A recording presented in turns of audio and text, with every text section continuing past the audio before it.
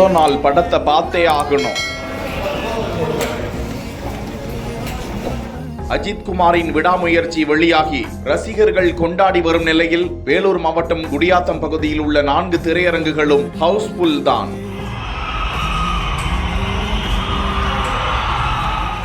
காலை முதலே திரையரங்குகளில் காத்திருந்து நீண்ட வரிசையில் நின்று ரசிகர்கள் படம் பார்த்து வரும் நிலையில் காலை காட்சிக்கே மாற்றுத்திறனாளிகள் சிலர் வீல் சேருடனும் ஹேண்ட்ஸ்டிக்கை பிடித்தபடியும் திரையரங்கத்திற்கு வந்து அஜித் படத்தை ரசித்து சென்று இருக்கிறார்கள். நல்ல படத்தை முதல் நாள் யார் யாரெல்லாம் பார்த்திருக்கீங்க கமெண்ட்ஸ்ல பதிவிடுங்க.